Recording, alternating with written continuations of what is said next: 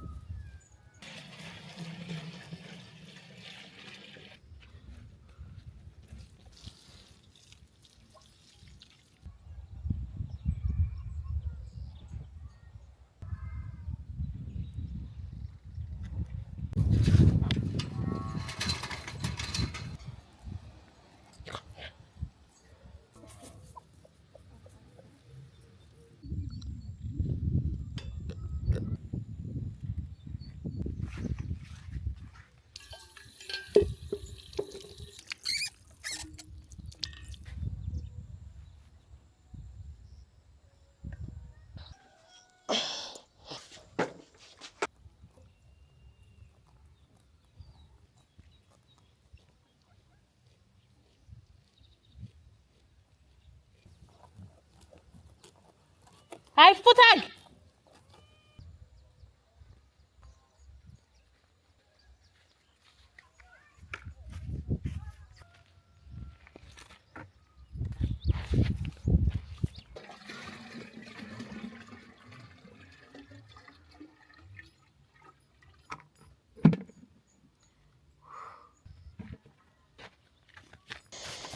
Anytime I plan to film and I make it structured, it's a bit harder. So I was just watering the plants, as you guys saw, and I was thinking a lot because gardening does that to you. And while thinking, I was just reminded of Gush!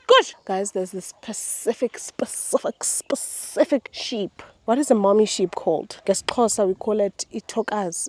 I'm lying. Imazi. Ngesixhosa we call it imazi.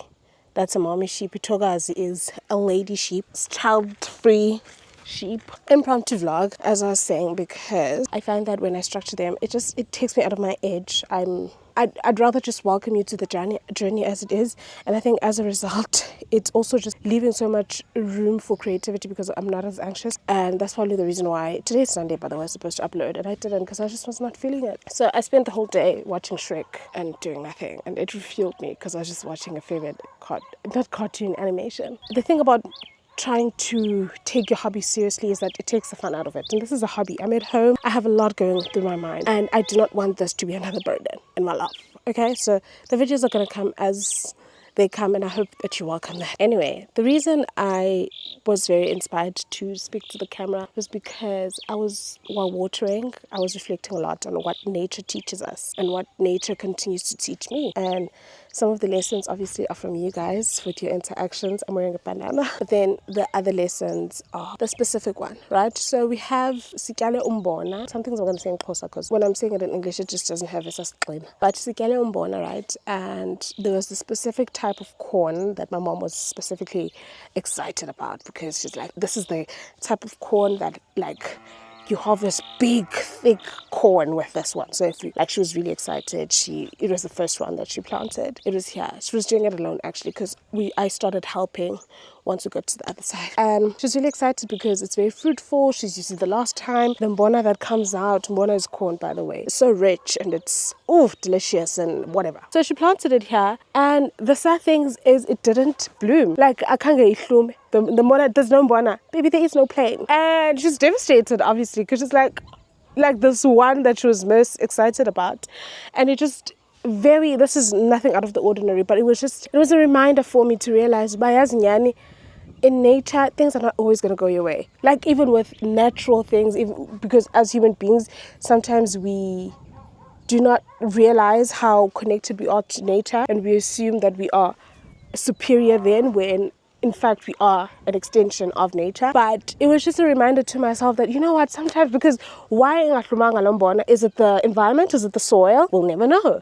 Is it because it just didn't want to do it and said not now? So it was just such an important reminder to myself that sometimes you'll put your might, you'll put your effort, you will plant, baby, it's not the season. I needed to remember that. Well, fuck, like last year she had a full harvest, the entire garden. And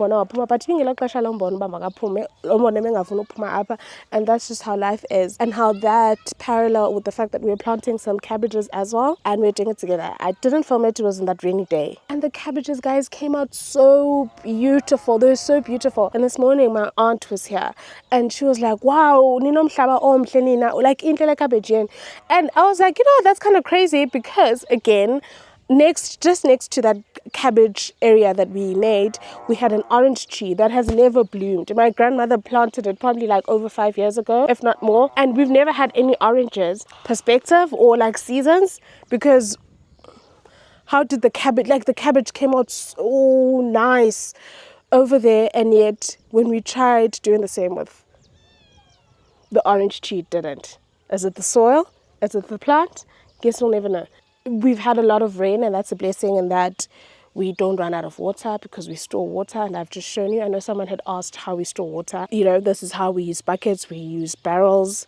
We have tanks, which is for drinking water. The barrels and the buckets are for repurposable water, like the garden and washing ourselves and doing the laundry and all of that. What I am here to do, however, is when my aunt was here, she asked for imifino, which we harvested a while ago. She loves them as much as I do, probably a lot more. So I'm going to harvest some imifino for her. Yeah, I really thought it was going to be a lot deeper, but I hope that sometimes you welcome these videos that have no direction, because I'm really excited and I really want to treat my videos as a digital diary, if you will, a reflection of a time that at some point will be a time that was when I was at home and finding myself and trying to make sense of my life. YouTube is the one thing that brings me joy. This community that I've built with you guys is the one thing.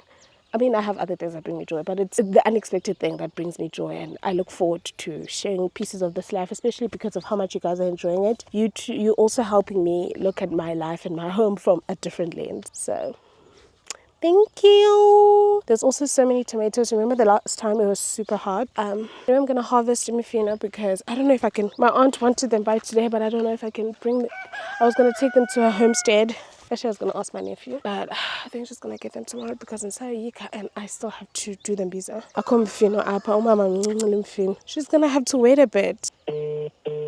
Hello. Mama, ngicela ukuzisela ngomso mbhemu imufike late ndisapheka. Okay, good night. All right. Okay. All right. Sure. I guess I just want to spend a day with you guys. Are you okay with that? Oh, I know what I was here to do. Tomatoes and green peppers. The green peppers are going to go off because they've been sitting there getting sunburnt. And that's no good. That is not good. So I have to harvest them.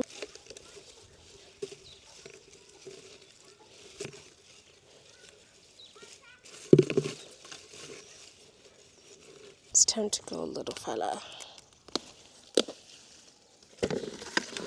Black spots the most.